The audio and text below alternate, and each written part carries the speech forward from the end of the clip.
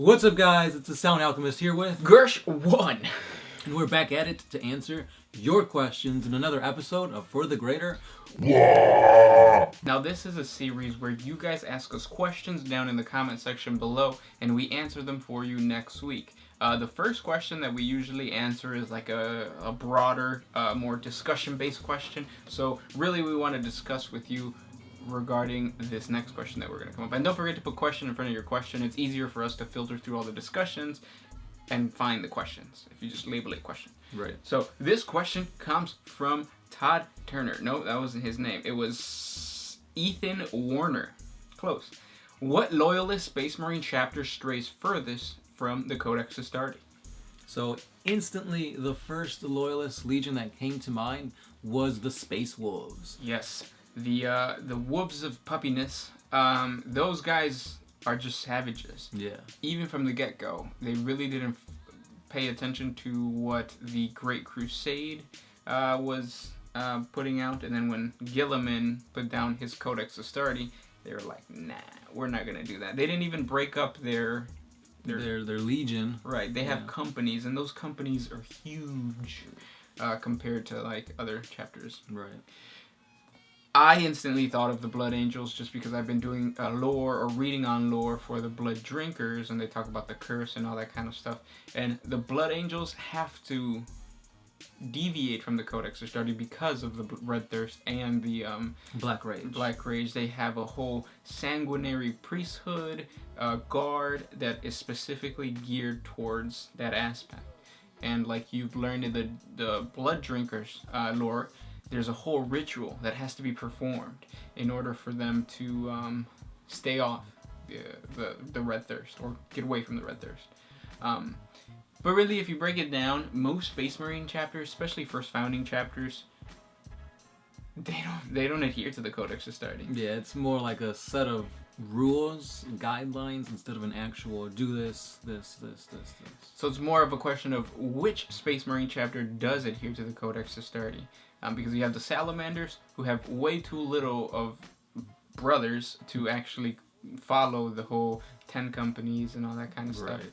You have the Iron Hands, who's like... They've got the Iron Council, I think that's what it is. Mm-hmm. So that steers away from that.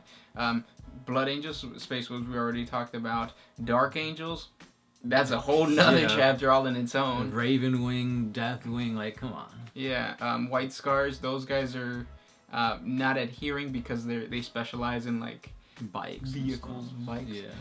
So really the only Space Marine chapter that adheres to the Codex Astartes is going to be your Ultramarines. Because they're the poster boys, right? It would be kind of ridiculous for them not to. Right. Especially now, since the guy who actually wrote the Codex is back leading them. Of course they're going to adhere to it. Yep. Which I still haven't read that lore. Oh yeah, that's right. It will come out next week, guys, so stay tuned for that. I'm just editing it here and there, so. So I hope that answers your question. And then there's, of course, second founding, 10th founding, cursed founding, like all those. The more you deviate, the more a Space Marine chapter deviates from the Codex Astartes, the more interesting they get. Basically, yeah. Yeah. So, next question. Next question is from, where's it at? I found it. I don't know how to pronounce your name, but the last Caperuno? I probably butchered that. This is a big one. When the Eldar struck down heavy losses to the Ultramarines during the 13th Black Crusade, it doesn't mean that the gifted, nimble warriors can cut down... You picked the one with the 3 paragraphs. Yeah, there's 3 paragraphs. What's the question? Can you filter the question throughout all that?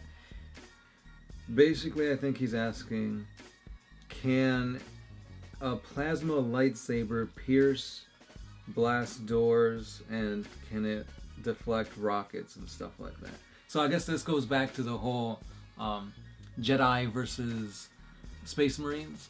So what do we think a lightsaber can cut through? Because, first of all, I'm pretty sure they could cut through like regular weapons, like your chainsword, your lances and stuff like that. Well, I think it's what's the third Star Wars? Episode 3 or No. 6? Episode 1. Okay. What's that called? Phantom Menace. Phantom Menace. So in Phantom Menace, when Obi-Wan Kenobi and Qui-Gon Jinn are like inside that spaceship, I think it's Grievous' spaceship, and like they do the whole and then they stab the floor and they cut around it. That must be really thick metal. So in order for them to cut through that must mean that they can cut through Terminator armor. That's my guess. Now that's Terminator armor without any type of shielding, because you got force fields and right. Yeah. And a lightsaber. Have you ever seen anywhere in the either the comic books, the video, or the movies, or the show, where you know those droids that have the multiple guns with the ones little that balls? turn into a little ball? Yeah. Yeah. Have we ever seen a lightsaber go through the pierce the shield?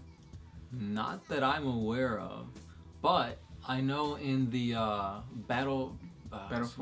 Battlefront, yeah. Yeah, you could deflect enough as to where their shield will go down, and then you could like cut them down. When you attack those droids with the lightsaber, are you attacking the force field or are you attacking the actual droid? You're attacking the force, so you're bringing down the force field, and then it leaves them vulnerable. So I guess based on that, they couldn't take down a plasma. Like it couldn't deflect the plasma shot, right? I wouldn't think so. Or would it? Maybe I think it will, because if you got a lightsaber and you're hitting force field, it's just gonna bounce off. Yeah, it's like so if you got like plasma coming at you, it'll just bounce off. Same thing with like las weapons. Yeah, the only thing about that too is it's a force against a force. So if a plasma shot, how big is a plasma shot? Well, it depends. If it's just a plasma gun, I want to say it's maybe like fist size. Yeah, but like if you have like a heavy weapon, and what is it called? Oh, plasma cannon. Yeah, plasma cannon, and it shoots a Jedi, and the Jedi like it goes to shoot a cannon-size plasma shot.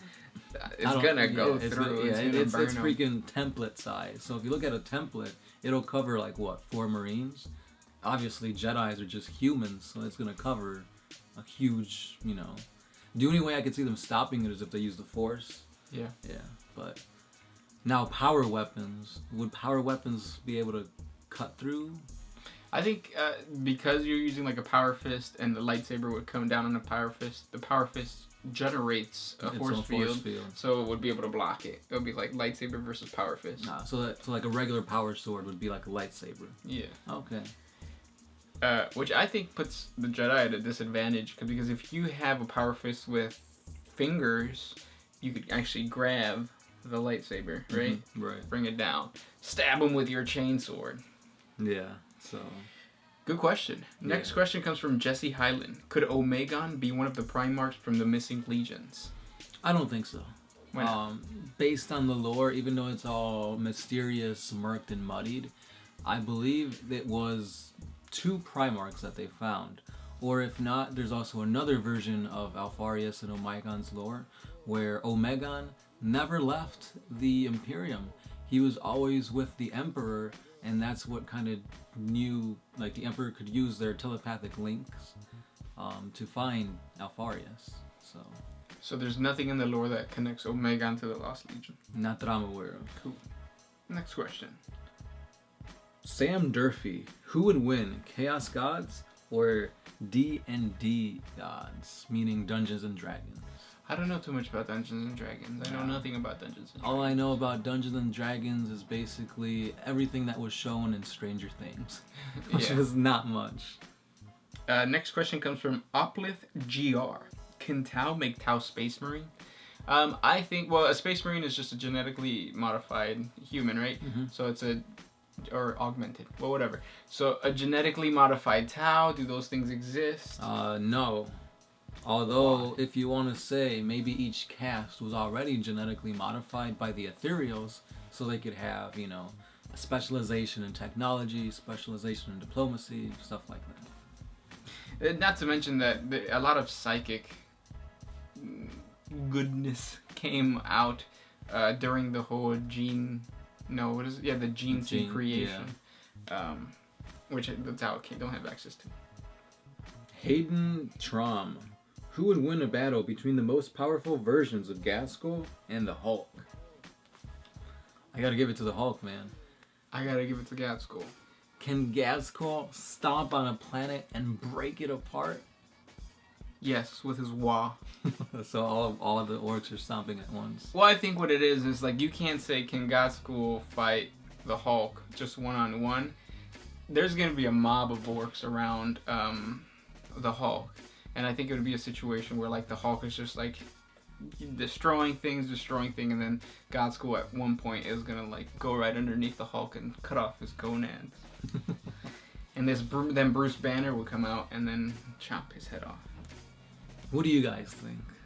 Fight it out in the comment section below. I have a feeling a lot of people are going to say that the Hulk would win. Because he would. Next question. Is it my turn? Yep. Alright. Dang, a lot of you guys answering the whole question with the who would win, Jedis or Space Marines.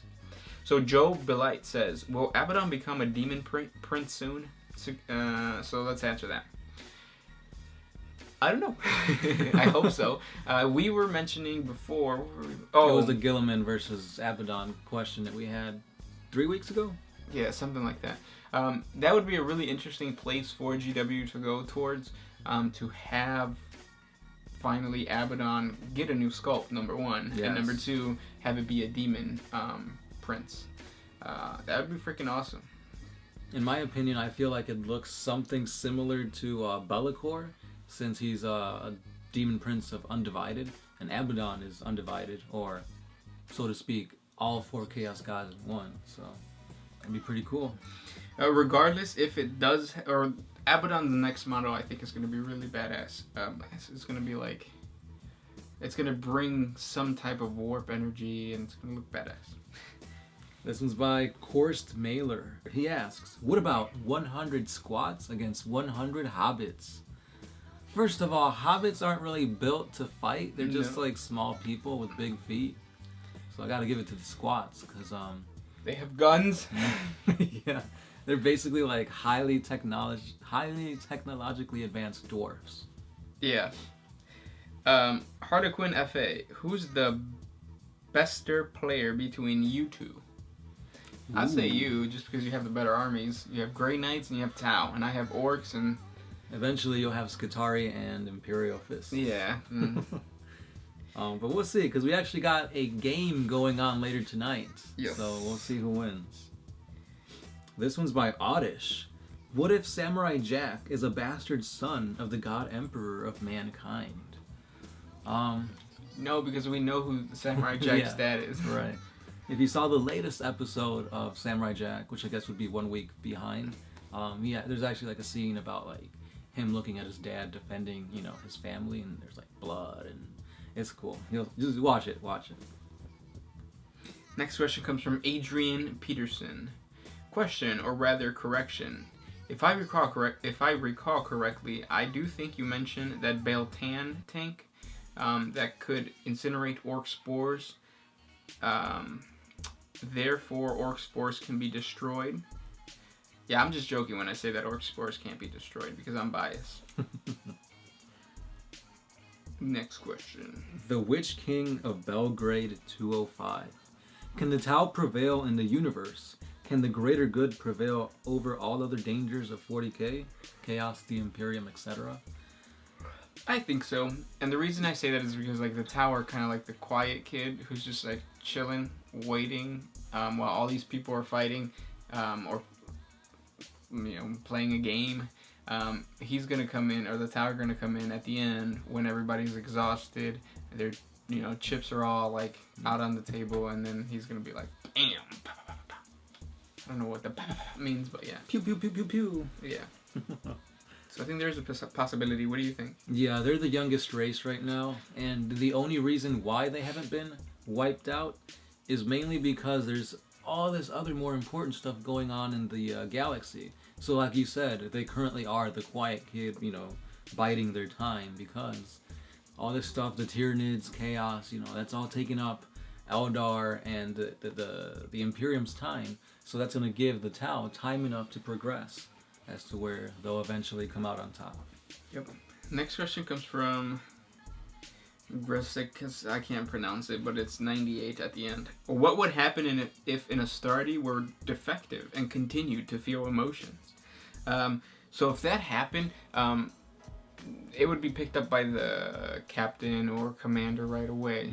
Because you got to remember that a Space Marine has to do things that for a regular human, or like for somebody with regular human emotions, it would destroy you. Like, you have to make the choice between civilian lives and like supply lines, just things that would make a normal person go insane. You have to watch your brothers get decapitated, Yeah. all that kind of stuff, and that stuff messes with your mind, which it's really your emotions.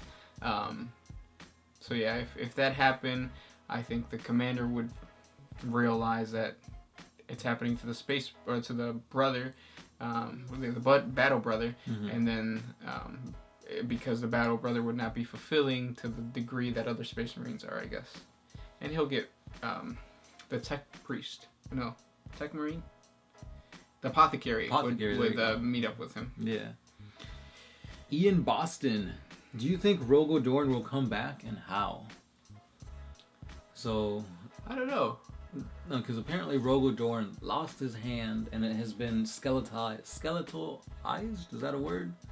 It's decayed to the point where it's a skeleton, and they've got it as like a holy relic. Yeah. So that being said, where's the rest of him? Will he come back with like Luke Skywalker and Anakin's, hand?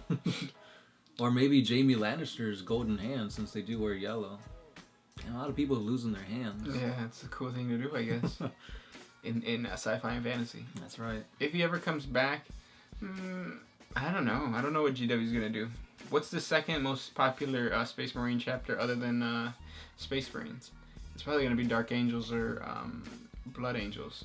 So more than likely, I think Lionel Johnson's gonna come back before Robo Dorne. I feel if Dorne comes back, it'll have to be like some shit went down in Terra and it's all broken and destroyed, and then he'd come back and like rebuild it stronger than ever. Yeah, or it's being attacked. Right. Yep. Next question. Or I have one from Danny Vech. Darth Vader versus Azrak Ahriman. Azek? Who? Ahriman. You remember? Ahriman against who? Darth Vader. Ooh, I gotta give it to Ahriman since he's got more warp powers and stuff. Right. Yeah. I feel like he's a sorcerer, where Darth Vader is just like the Sith Lord. Yeah. I mean, that's still pretty cool and pretty badass, but not as badass. Yeah. Question by Dawn of War 234. Did either of you play Battlefleet Gothic Armada? The single player campaign is on the 12th Black Crusade. Also, the tower's so OP, but you have to buy it. No, it looks pretty badass, but again, you kind of need like a really strong gaming PC, and we're lacking in that department. Yep. Dragon Punch 903. What type of Kroot would you like to see? Example, Orc Kroot. So because the Kroot, when they consume something, they gain those certain traits. Aspects. Yeah. I would really like to see a Kroot consume like Tyranids, even though it's like bad. Forbidden. Either that or Chaos. Just because like a deformed Krootox or something would be awesome. I know it's not 40K or whatever, but like if they could consume like dinosaurs or lizards or something like that, and have those Kroot be like lizard men, I think that would be pretty cool. Bringing it back to the fantasy days. That's right. They'd be considered old ones. Those were the questions for this week. Thank you so much for commenting your questions down in the comment section below. Can't wait to talk to you guys next week. And yeah. Awesome. Really good replies to that Jedi versus Star Wars stuff. We'll come back to it eventually. As always, guys, thank you for liking, subscribing, and sharing. Check us out on all the other social medias, Patreon, Facebook, etc. This has been The Sound Alchemist with Gersh1. We are One Mind Syndicate, and we are out of here.